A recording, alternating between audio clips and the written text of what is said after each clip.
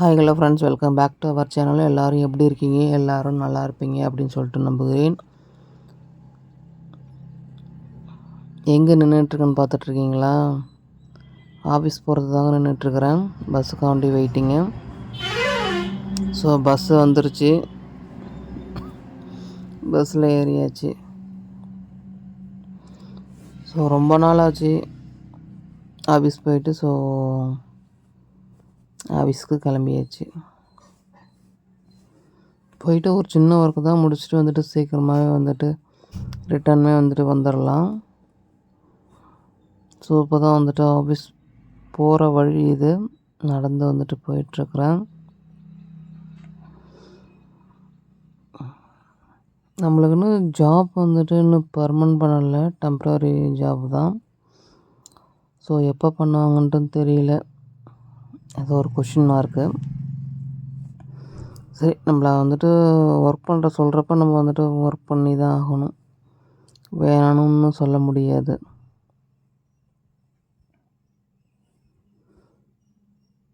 ஆனால் செம்ம டென்ஷனுங்க வந்துட்டு போயிட்டு ரிட்டன் வந்து. எனக்கு என்ன லாங் ட்ராவல் வந்துட்டு பண்ணால் வந்துட்டு பேக் பெயின் எடுத்துரும். எனக்கு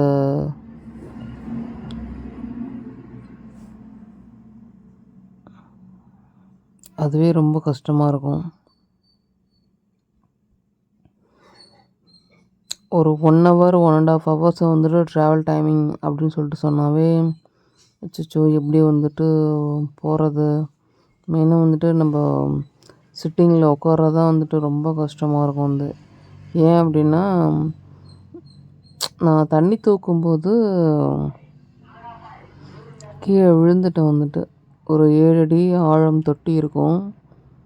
அப்போ எங்கள் ஊரெல்லாம் தண்ணி வர்றதுக்கு ரொம்ப கொஞ்சம் கஷ்டம். அதனால் கீழே தான் வந்து எல்லாமே பறித்து போடுவாங்க. அந்த டைமில் வந்து நான் தண்ணி எடுத்துகிட்டு இருந்தேன். சரி, தண்ணி குடம் நம்பி வழிஞ்சு கீழே வந்துடும். அதுக்குள்ளேயே நம்ம போய் குடத்த வந்துட்டு சேஞ்ச் பண்ணி வைக்கணும். இல்லை அப்படின்னா நொம்பி வழிஞ்சு தொட்டி ஃபுல்லாக வந்துடும், நொம்பிடும். அதுக்கப்புறம் தண்ணி நம்ம வாரி வாரி இறச்சி வந்து கீழே ஊற்றுற மாதிரி தான் வந்து இருக்கும். சரின்னு சொல்லிவிட்டு போகணும் பாருங்கள். கடகடன்னு ஓடிட்டு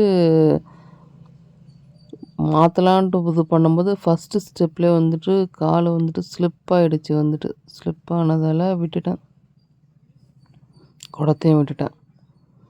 இங்கேருந்து ஃபஸ்ட்டு ஸ்டெப்பில் வந்துட்டு லாஸ்ட்டு ஸ்டெப்பு வரையும் அப்படியே உட்காந்து அந்த ஸ்பீட்லேயே போய் கடைசி ஸ்டெப்பில் உட்காந்து பாருங்கள். இடுப்பட்ட வந்து மழுக்குன்னு ஒரு சவுண்டு கேட்டுச்சு.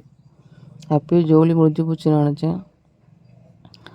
அதுக்கப்புறம் அதுக்கு வந்து கட்டி வைத்தியம் பண்ணி எல்லாம் பண்ணி வச்சாச்சு. ஆனால் அதை வந்துட்டு ஆப்ரேஷன் பண்ணணுன்னு சொல்லிட்டு சொன்னாங்க. ஆப்ரேஷன் பண்ணால் நம்மளுக்கெல்லாம் அமௌண்ட் செலவாகும். அந்தளவுக்குலாம் இல்லை. சரி, என்ன ஆனாலும் ஆகட்டும், இதோட இருந்து ஓட்டலாமே அப்படின்னு சொல்லிவிட்டு இந்த சித்த வைத்தியமே, அதுவும் சித்த வைத்தியமும் நான் ப்ராப்பராலாம் ஒன்றும் பண்ணவே இல்லை. ஏதோ தெரிஞ்சவங்கள்ட்ட வந்துட்டு அப்படியே பண்ணிவிட்டு அப்படியே விட்டுட்டேன். அதோடைய சைடு எஃபெக்ட் பின் விளைவு தான் இப்போ எனக்கு ரொம்ப ட்ராஜடியாக இருக்குது. ஒரு லாங் ட்ராவல் பண்ண முடியாது. ரொம்ப நேரம் ஒரே இடத்துல ஸ்ட்ரெயின் பண்ணி உட்கார முடியாது. கொஞ்ச நேரம் நடக்கவும் முடியாது. ரொம்ப படாத பாடுங்க. என்ன பண்ணுறதுன்னு தெரியாமல் கடவுள் விட்ட வழியில் இருந்துகிட்ருக்கேன். ஸோ இது பாருங்கள், நான் ஆஃபீஸ் போயிட்டு ரிட்டன் வந்து சரி சாமி கோயிலுக்கு வந்துடலாம், சரி ஒரு சாமி கும்பிட்டு போகலாம் அப்படின்னு சொல்லிட்டு இந்த கோயிலுக்கு வந்துட்டு வந்தேன். ஸோ இந்த கோயில் அப்போ தான் வந்து கும்பாபிஷேகம் பண்ணியிருந்தாங்க. ஸோ ஓகே, நம்ம பார்க்கவே இல்லை. சரி ஒன்ஸ் எப்படி இருக்கோ பார்த்துட்டு போகலாமே அப்படின்னு சொல்லிட்டு வந்தேன். ஸோ டைல்ஸ்லாம் போட்டு செம்ம ப்ராப்பராக பக்காவாக வந்துட்டு பண்ணியிருந்தாங்க. இது வந்து பெரிய ஐ அப்படின்னு சொல்லிட்டு சொல்லுவாங்க. இது எப்பவுமே இந்த சாமி ஊருக்கு ஒதுக்குப்புறமா அப்படி தான் இருக்கும், இல்லைன்னா காட்டு பகுதியில் இருக்கும். இது ஆக்ரோஷமான சாமி அப்படின்றதால ஊருக்குள்ளே வந்துட்டு வைக்க மாட்டாங்க. இது எப்பயுமே ஊருக்கு ஒதுக்குப்புறமா தான் வச்சுருப்பாங்க. அது உங்களுக்கு எல்லாத்துக்குமே தெரியும். இது கிராமத்தில் அதிகமாக மோஸ்ட்லி வந்துட்டு அத வந்துட்டு பார்க்கலாம். ஆனால் நம்ப இவங்கள்ட்டயும் நெனச்சது நடக்கும் வந்து. ஆனால் எந்த ஒரு தெய்வமா இருந்தாலும் அவங்க மேல நம்பிக்கை வச்சு இது வந்துட்டு எனக்கு நடக்கணும், நடத்தி கொடுங்க அப்படின்னு சொல்லி கேட்டோம் அப்படின்னாக்கா, அந்த நம்பிக்கைக்கு ஏத்த மாரி நம்மளுக்கு வந்துட்டு பலன் கிடைக்கும், நடக்கும். எல்லாத்தையுமே நான் வந்து சுத்தி பார்த்துட்டு, சரி ஓகே வெளிய போலாம் அப்படின்னு சொல்லிட்டு, அப்புறம் நான் வந்துட்டு வெளிய வந்தேன். ஆனா, அங்க வந்து யாருமே இல்ல. அங்கன யாருமே இல்ல.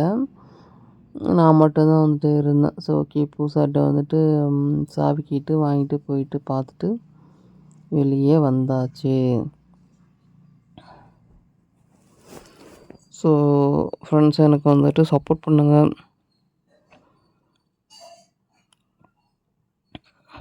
Okay. Okay friends. Okay bye. C you that நம்ம வந்துட்டு நெக்ஸ்ட் வீடியோல வந்துட்டு பார்க்கலாம். ஃபாலோ பண்ணுங்க. சப்ஸ்கிரைப் பண்ணி வச்சுக்கிங்க. அப்ப நான்